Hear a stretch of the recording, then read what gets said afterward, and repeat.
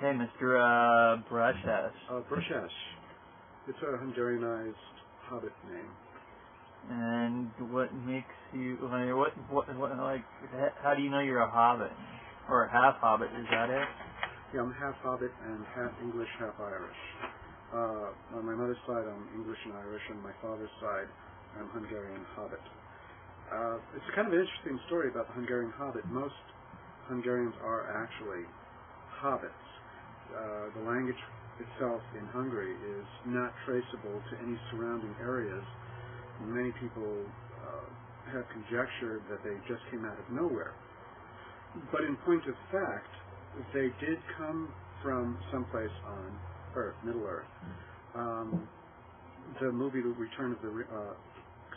Lord of the Rings, is actually an accurate depiction of what happened with our culture, the Hobbit culture, orcs, etc., in New Zealand, and that's really where it actually occurred, in New Zealand.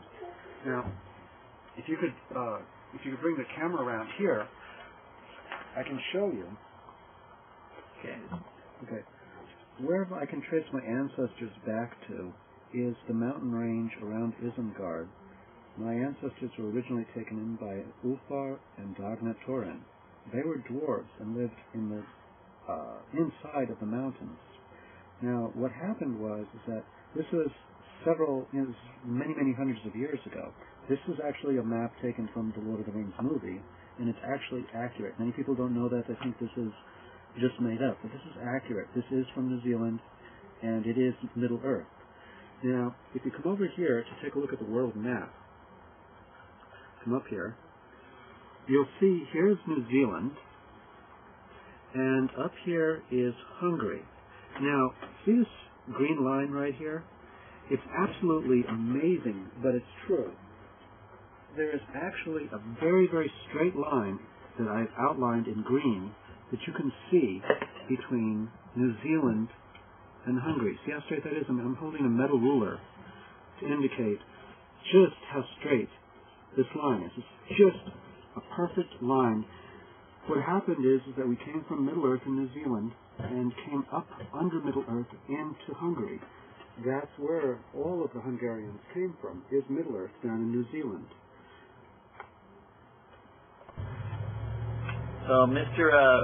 Brushes? Oh, please, call me Eldano. Is it Eldano?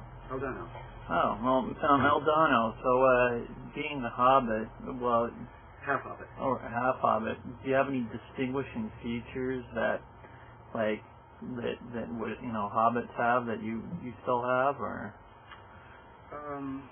Well, most of my features. Well, let me give you an example. There's a game system called Dungeons and Dragons, which is actually based on historical fact, and I can show you some of my ancestors and the way they originally looked. As you can see here. Can you get a focus on this? A halfling is a hobbit. This is a human, and this would be a hobbit, a halfling male. If you move over to here, you can see a human female and a halfling. This is what my ancestors look like, the halflings. And of course the dwarves, a male dwarf and a female dwarf, much like the dwarfs that took in my ancestors before we came up to Hungary.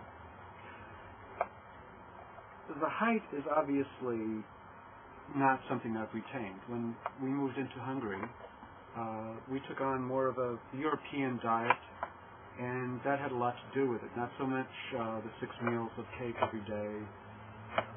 That changed. When you have 6 meals of cake, you can really, you have a tendency to grow only to this height, maybe a little bit plumper, especially with the cake. And mainly most of our diet was cake and vegetables. That's what we ate as hobbits. When we came to Hungary, we had to survive basically a different diet. Wheat, meat, totally different diet. As a consequence, it's not so much how we look in terms of height, but more in terms of habit. For instance, I don't wear shoes, ever. I find sometimes it's a little bit difficult not to wear shoes, but people that get to know me get used to it, and they don't even think about it much anymore. Well, I mean, it's like not wearing shoes. Like, I mean, do shoes hurt your feet, or? Yeah, cannot stand shoes. Sometimes I've been able to, in an emergency, wear Birkenstocks because they don't really, they have a lot of openness to them, but I can't wear shoes because I'm a half-Hobbit. I can probably wear Birkenstocks because I'm only half-Hobbit. If I were full Hobbit, I don't know that I could even wear Birkenstocks.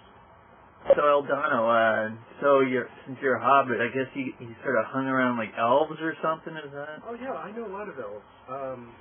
Actually, you've seen elves when you watch Star Trek. Spock, for instance, is an elf. Almost any elf that you've seen on TV in Star Trek is an elf. In fact, actually, a lot of elves come from Canada. Hobbit, would you give us a fat Hobbit ass and draw us a magic garden? So, Lynn, so what is it like being married to Eldano? You mean, Eldano, you mean Chris? Chris? Right. Yeah, Chris. That was his original name when I first met him. Now let me tell you something. I would have never dated this guy if I'd known I'd had to go through this. So let me give you some examples. Our house. When we moved in this house, the entire block was absolutely perfect. Everybody has their lawns cut, and bushes are all trimmed. Everything looks neat and tidy. We actually tried to refinance the house, and they said we weren't taking care of it because he has to have a forest. Barefoot. Every time we go somewhere, he goes barefoot. He can't wear shoes, so we can't get into restaurants. People don't want to let us in the library. All of that. We're just not invited anywhere. Okay, Hobbit, right? Hobbit, sure. This guy is 6'4", okay? And we've lost all of our friends. We don't get invited anywhere.